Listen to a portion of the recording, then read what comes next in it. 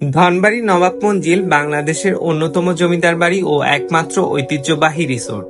এই রিসোর্টটির অন্যতম আকর্ষণ হচ্ছে ধনবাড়ী মসজিদ বা নবাব মসজিদ। ধনবাড়ী নবাব মঞ্জিলের রয়্যাল রিসোর্টের পাশে শোভা বৃদ্ধি করে আছে প্রায় 700 বছরের পুরনো এই ঐতিহ্যবাহী মসজিদটি। মোগল স্থাপত্য শৈলীতে নির্মিত ধনবাড়ী মসজিদের মোজাইক ও মেঝের মার্বেল পাথরের নিপুণ কারুকার্য স্থান পেয়েছে। প্রায় 10 কাঠা জমির উপর নির্মিত এই ধনবাড়ী মসজিদ আগে দেখতে আয়তাকার হলেও বিভিন্ন সময় সংস্কারের পর বর্তমানে এটি দেখতে বর্গাকৃতির রূপ লাভ করেছে।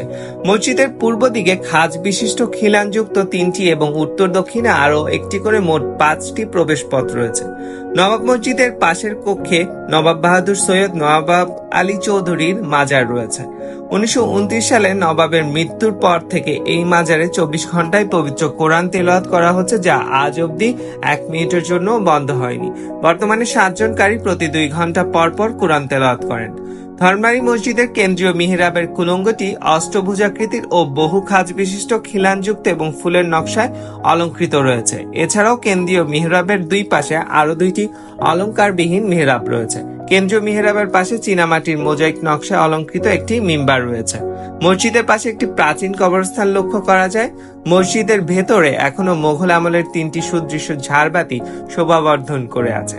ধনবাড়ী মসজিদে 3 গম্বুজ ও সুদৃশ্য একটি মিনার রয়েছে। এই মসজিদকে কেন্দ্র করে মানুষের মধ্যে মানত প্রথাও চালু আছে।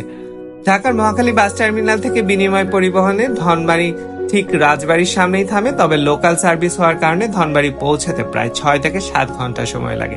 এছাড়া মহাখালী থেকে নিরালা পরিবহনে বাসে 180 থেকে 300 টাকা ভাড়ায় টাঙ্গাইলে গিয়ে সিএনজি বা অটোরিকশা করে রাজবাড়িতে যাওয়া যায়।